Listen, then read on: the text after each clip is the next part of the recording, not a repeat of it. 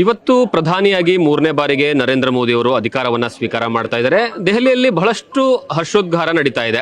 ಅದರ ಜೊತೆಗೆ ಕರ್ನಾಟಕದ ಪಾಲಿಗೆ ಖುಷಿಯ ವಿಚಾರ ಏನು ಅಂತಂದ್ರೆ ಕುಮಾರಸ್ವಾಮಿ ಅವರು ಸಹಿತ ಮತ್ತೊಂದು ಬಾರಿ ಸಂಪುಟದಲ್ಲಿ ಸೇರ್ಪಡೆ ಆಗ್ತಾ ಇದ್ದಾರೆ. ಅಂದ್ರೆ ಇಷ್ಟು ದಿವಸಗಳ ಕಾಲ ರಾಜ್ಯ ರಾಜಕಾರಣದಲ್ಲಿದ್ರು, ಈಗ ರಾಷ್ಟ್ರೀಯ ರಾಜಕಾರಣದಲ್ಲಿ ಎಂಟ್ರಿನ ಕೊಡ್ತಾ ಇದ್ದಾರೆ. ನಮ್ಮ ಜೊತೆ ಮಾತನಾಡೋದಕ್ಕೆ ಶರವಣ ಅವರಿದ್ದಾರೆ. ಸರ್, ಹೇಗೆ ನೋಡ್ತೀರಾ ಈ ಒಂದು ಸಂಭ್ರಮಾಚರಣೆ, ಈ ಒಂದು ಮೂರನೇ ಬಾರಿಗೆ ಪ್ರಧಾನಿಯಾಗಿ ನರೇಂದ್ರ ಮೋದಿ ಅವರು ಎಂಟ್ರಿನ ಕೊಡ್ತಾ ಇರುವಂತ ಸಂದರ್ಭದಲ್ಲಿ? ಬಹುಶಃ ನಮ್ಮ ದೇಶ ಬಲಿಷ್ಠ ಭಾರತ ಆಗಬೇಕು. 2 ದಶಕಗಳ ಕಾಲ NDA ಸರ್ಕಾರವನ್ನು ಮುನ್ನಡೆಗೆ ತೆಗೆದುಕೊಂಡು ಹೋಗ್ತಾ ಇರತಕ್ಕಂಥ ನಮ್ಮೆಲ್ಲರ ವಿಶ್ವಗುರು ಸನ್ಮಾನ್ಯ ಮೋದಿಜಿಯವರು ಇವತ್ತೇನು ಮೂರನೇ ಬಾರಿಗೆ ಪ್ರಧಾನಮಂತ್ರಿ ಪೀಠವನ್ನು ಅಲಂಕರಿಸ್ತಾ ಇದ್ದಾರೆ. ನಿಜವಾಗ್ಲೂ ಕೂಡ ಇಡೀ ದೇಶ ಅಲ್ಲ, ವಿದೇಶ ಎಲ್ಲರೂ ಕೂಡ ನೋಡುವಂತ ಒಂದು ಕೆಲಸವನ್ನು ಅವರು ಮಾಡ್ತಾ ಇದ್ದಾರೆ. ಬಹುಶಃ ಅವರಿಗೆ ಆ ಭಗವಂತ ಆರೋಗ್ಯವನ್ನು ಕೊಟ್ಟು ಇನ್ನೂ ಹೆಚ್ಚೆಚ್ಚು ಕಾಲ ಈ ದೇಶದ ಸೇವೆ ಮಾಡುವಂತ ಅವಕಾಶವನ್ನು ಕೊಡ್ಲಿ ಅಂತೇಳಿ ನಾವು ಅವರಿಗೆ ಪ್ರಾರ್ಥನೆ ಮಾಡುತ್ತಾ ಶುಭವನ್ನು ಕೋರ್ತಾ ಇದ್ದೀನಿ. ಜೊತೆಗೆ ಅವರ ಒಂದು ಮಂತ್ರಿ ಮಂಡಲದಲ್ಲಿ ನಮ್ಮ ನಾಯಕರು ಮಂಡ್ಯದ ಗಂಡು ಇವತ್ತೇನು ಮಂತ್ರಿಯಾಗಿ ಸಚಿವರಾಗಿ ಇವತ್ತೇನು ಅವರು ಕೂಡ ಪದವಿ ಪ್ರಮಾಣವನ್ನು ಅಲಂಕರಿಸಿದ್ದಾರೆ. ಅವ್ರಿಗೂ ಕೂಡ ನಾನು ತಾಯಿ ಚಾಮುಂಡೇಶ್ವರಿ ಅವರಿಗೆ ಹೆಚ್ಚೆಚ್ಚು ಆರೋಗ್ಯ ಆಯುಷನ್ನು ಕೂಡ ಕೊಟ್ಟು ಹೆಚ್ಚಿನ ಈ ದೇಶದ ರಾಜ್ಯದ ಸೇವೆಯಿಂದ ಇವತ್ತು ದೇಶ ಸೇವೆ ಮಾಡಲಿಕ್ಕೆ ಏನು ಬರ್ತಾ ಇದ್ದಾರೆ, ಅವ್ರಿಗೂ ಕೂಡ ಹೆಚ್ಚಿನ ಒಂದು ಶಕ್ತಿಯನ್ನ ಆ ತಾಯಿ ಚಾಮುಂಡೇಶ್ವರಿ ಕೊಡ್ಲಿ ಅಂತೇಳಿ ಪ್ರಾರ್ಥನೆ ಮಾಡ್ತಾ ನಮ್ಮ ಕುಮಾರಣ್ಣವರು ಕೂಡ ಶುಭವನ್ನ ಕೋರ್ತಾ ಇದ್ದೀನಿ. ಈಗ ಇನ್ನೊಂದು ಸರ್, ಬಹಳಷ್ಟು ದೊಡ್ಡ ಪ್ರಶ್ನೆ ಇರುವಂತದ್ದು, JDS ಇನ್ನೇನು ಮುಗದೆ ಹೋಯಿತು ಅನ್ನುವಂತಹ ಚರ್ಚೆ ರಾಜ್ಯದಲ್ಲಿ ದೊಡ್ಡ ಮಟ್ಟದಲ್ಲಿ ಆಯಿತು.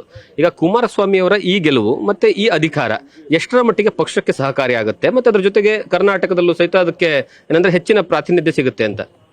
ಸನ್ಮಾನ್ಯ ಮುಖ್ಯಮಂತ್ರಿಗಳಾದಂಥ ಸಿದ್ದರಾಮಯ್ಯನವರು ಯಾವಾಗಲೂ ಕೂಡ ಅವ್ರು ಏನು ಹೇಳ್ತಾರೋ ಅದು ಉಲ್ಟಾ ಆಗುತ್ತೆ. 2018ರಲ್ಲಿ ಅವರು ಒಂದು ಮಾತನ್ನ ಹೇಳಿದ್ರು ಚುನಾವಣೆ ಸಂದರ್ಭದಲ್ಲಿ, ಕುಮಾರಸ್ವಾಮಿ ಅವರೇ ನಿಮ್ಮ ಅಪ್ಪರನೇ ನೀವು ಮುಖ್ಯಮಂತ್ರಿ ಆಗಲ್ಲ ಅಂತ ಹೇಳಿದ್ರು.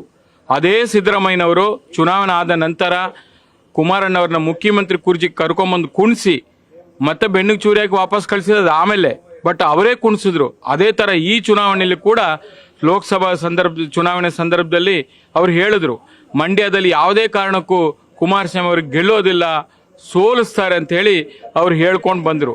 ಅದೇ ಮಂಡ್ಯದ ಜನ ಇವತ್ತು ಕುಮಾರಣ್ಣವ್ರನ್ನ 2,87,500 ಮತಗಳ ಅಂತರದಿಂದ ಗೆಲ್ಲಿಸಿದ್ದಾರೆ. ಇವತ್ತು ದೇಶ ಸೇವೆ ಮಾಡಲಿಕ್ಕೆ ಕಳಿಸ್ಕೊಟ್ಟಿದ್ದಾರೆ. JDS ಪಕ್ಷ ಇನ್ನೇನು ಮುಗದೇ ಹೋಯ್ತು ಅಂತೇಳಿ ಕಾಂಗ್ರೆಸ್ನ ನಾಯಕರುಗಳು ಯಾವ ತರ ಬಿಂಬಿಸ್ತಾ ಇದ್ರು, ಅದನ್ನೆಲ್ಲವನ್ನು ಕೂಡ ಈ ರಾಜ್ಯದ ಜನ ಇವತ್ತು ತಿರಸ್ಕಾರ ಮಾಡಿ ಮತ್ತೊಮ್ಮೆ ರಾಷ್ಟ್ರ ಸೇವೆ ಮಾಡಲಿಕ್ಕೆ ಅವಕಾಶವನ್ನು ಮಾಡಿಕೊಟ್ಟಿದ್ದಾರೆ. JDS ಪಕ್ಷ ಇನ್ನಷ್ಟು ಶಕ್ತಿಯುತವಾಗಿ ವಿರೋಧ ಪಕ್ಷದಲ್ಲಿ ಕೂತ್ಕೊಂಡು ರಾಜ್ಯದ ಜನರ ಒಂದು ಹಿತಕ್ಕೋಸ್ಕರ ನಾವು ಕೆಲಸ ಮಾಡ್ತೀವಿ, ಹೋರಾಟ ಮಾಡ್ತೀವಿ. ಮುಂದಿನ ಚುನಾವಣೆಯಲ್ಲಿ JDS ಮತ್ತು BJPಯ NDA ಮೈತ್ರಿಕೂಟ ಈ ರಾಜ್ಯವನ್ನ ಆಳುವಂತ ಎಲ್ಲ ಅವಕಾಶಗಳಿದೆ. ಆಗ್ಲೇ ತಾವು ನೋಡ್ತಾ ಇದ್ದೀರಾ ಈ ರಾಜ್ಯದಲ್ಲಿ ಯಾವ ತರ ಭ್ರಷ್ಟಾಚಾರ ತಾಂಡವಾಡ್ತಾ ಇದೆ. ಆಗ್ಲೇ ಒಂದು ವಿಕೆಟ್ ಪತನ ಆಗಿದೆ, ಮುಂದಕ್ಕೆ ಇನ್ನೊಂದು ವಿಕೆಟ್ ಕೂಡ ಪತನ ಆಗುವಂತ ನಿರೀಕ್ಷೆಗಳಲ್ಲಿ ಎಲ್ಲ ಜನ ನೋಡ್ತಾ ಇದ್ದಾರೆ. ಇದು ಮುಂದಿನ ದಿನಗಳಲ್ಲಿ ಇನ್ನಷ್ಟು ಶಕ್ತಿಯುತವಾಗಿ JDS ಪಕ್ಷ ಕೆಲಸ ಮಾಡುತ್ತೆ. Thank you so much. ಇದು ನ್ಯೂಸ್ ಫಸ್ಟ್ ಜೊತೆ ಮಾತನಾಡಿರುವಂತದ್ದು ಕ್ಯಾಮ್ರಾ ಪರ್ಸನ್ ಅಶೋಕ್ ಜೊತೆಗೆ Jagadish Kashampur, news first, Navadehali. News first ನಿರ್ಭೀತಿಯಿಂದ ನಿಮ್ಮ ಪರವಾಗಿ.